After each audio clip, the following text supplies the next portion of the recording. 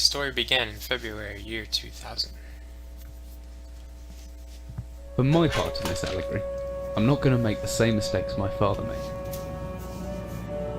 Howard vanished from my mother's life before I was even in it, so when he sent me a letter a few days after Mum's funeral, it was the first I'd ever heard from him. But he was dead. Writing from beyond the grave must be a genetic habit in my bloodline. His letter contained a key, instructions, pleas for forgiveness. I figured the dead don't have much use for absolutions, so I turned to his prophetic passing, which he inexplicably expected to come any day. Clearly averse to explanations, my father preferred to leave directions to a bank on Mayfair I'd never even heard of. In that bank was a safety deposit box in his name, and myself as executor. Of course, I went, as he knew I would. I discovered that despite the evidence, he'd been legally declared dead almost 30 years ago, and said the old book and collection of notes I found had, in the eyes of the law, been mine all this time. My father's instructions were to burn the documents, raise no further questions. But that was his error. No man's immune to the shameful trappings of curiosity, and my humanity got the better of me. The university I taught at was world renowned for two things: physics and linguistics. I represented the first, and the man who stood for the second was stumped by my recent acquisition. The book was indecipherable. The notes, however, showed a location somewhere in uninhabited northern Greenland. Northern Greenland. It took me almost a year to book the last flight I'd ever taken. As I watched civilization disappear along with Heathrow, I realised my father had disappeared 3 decades ago, almost to the day, and I considered in turn what it was that I was leaving behind. We landed on a strip of ice a few feet wide, and within minutes I was pulling away on a chartered boat, beginning the 12-hour journey that would lead me into my past.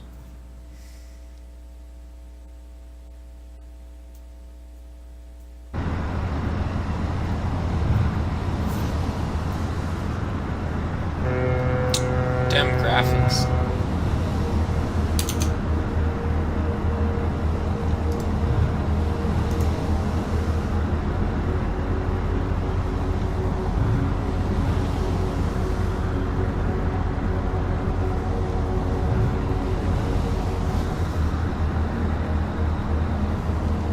Give me just a second.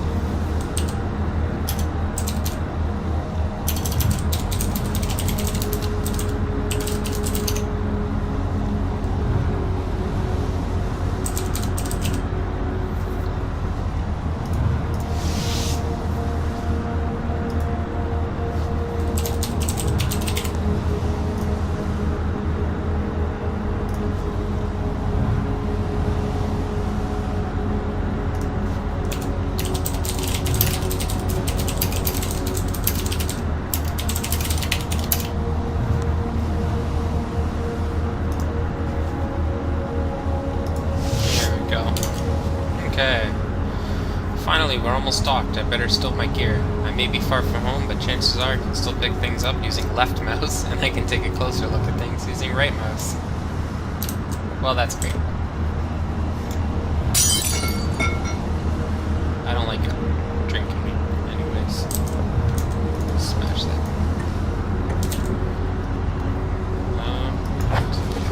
Always good to have a notebook and to jot down interesting information and reminders. I think I left my torch in the desk drawer next to the bed. It can be opened using my left mouse on it, holding the button down and moving the mouse. And a map. I'm certain this map's a good decade or so out of date, but landmarks don't change much in Greenland, so I've got a pretty decent idea of where I'm heading.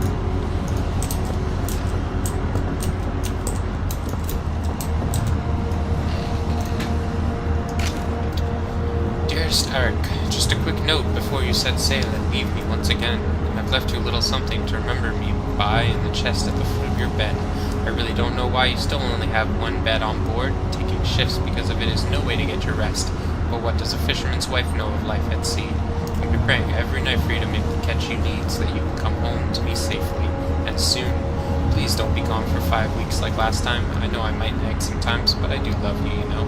I've washed those overalls of yours. I know you'll get them covered in assorted fish parts in no time, but I still feel better knowing they've had a wash. Before I forget, the Henriksons in the village have asked me to see if you'll be coming by any trout, but I said they were mostly out of season.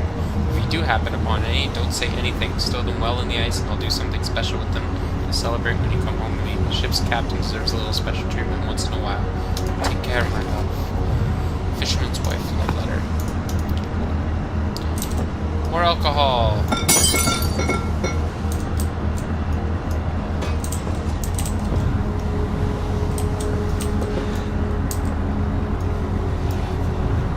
A torch.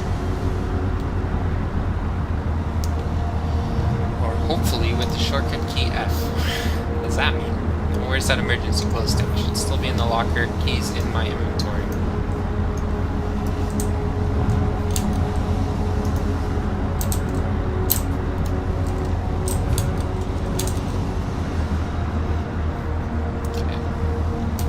That's better. Also a little bit too much. Aha. Extra batteries to power the flashlight and glow stick, torch. That should be everything I need. I want to do it before dark. Let's do it. As I stepped off the boat, setting out into the blizzard that had formed around me, I realized how utterly devoted I'd been to the discovery of my father's past. I had no idea what to expect. Soon enough, my concerns were justified. I don't know whether I lost my orientation or my spirit first, but I lost feeling in my extremities soon after, and hypothermia was setting in. I started looking for shelter.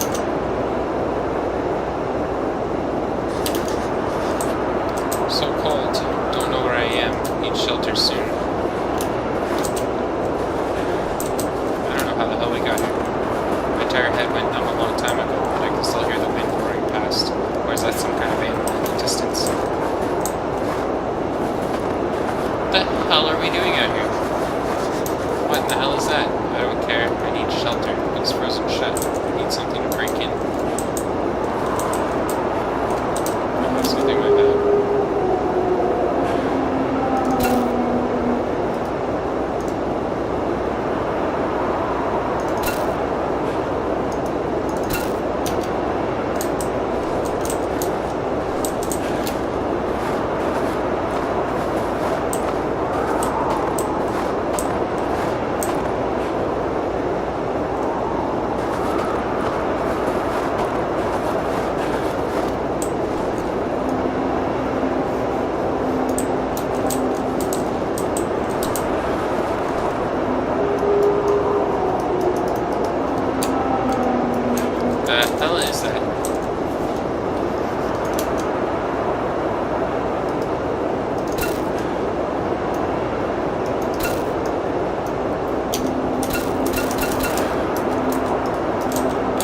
Am I supposed to break this open?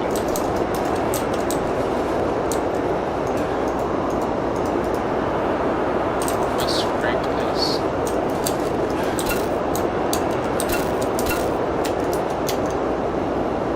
That's not gonna do it. The padlock's not gonna do it. Did I miss something up here? More rock. There you go. There we go.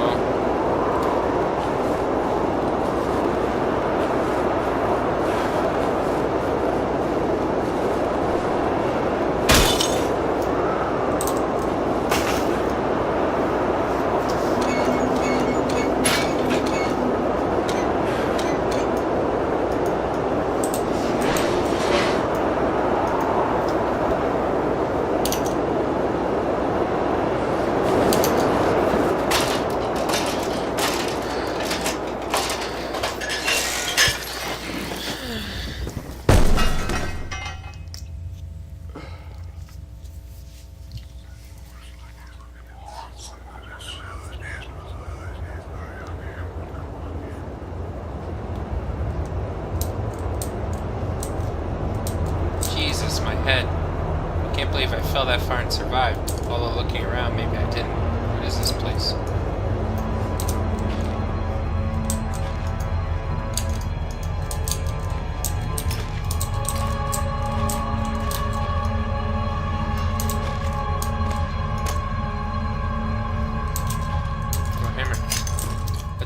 can swing this hammer if I hold left mouse, if I can make a backswing holding the right mouse, and then follow through by pushing left. The opposite works too, pulling back and thrusting forward produces a stabbing motion.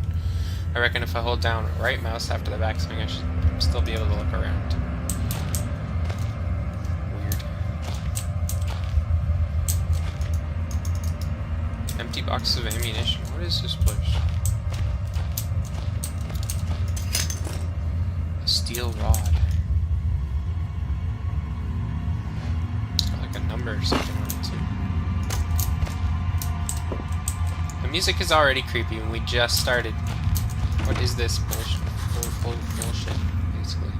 It's stuck. There must be something in the way.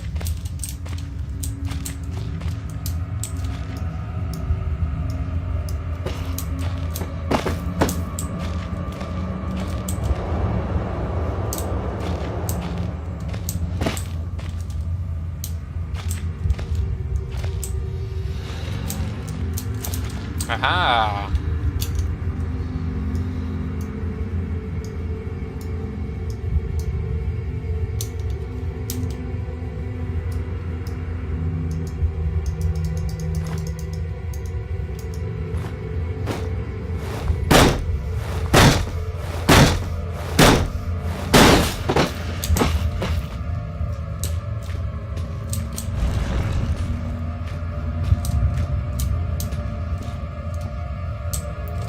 This from? Oh, here's a thing for the pull. Oh no, I don't want to do that. Darn it! It's supposed to be though.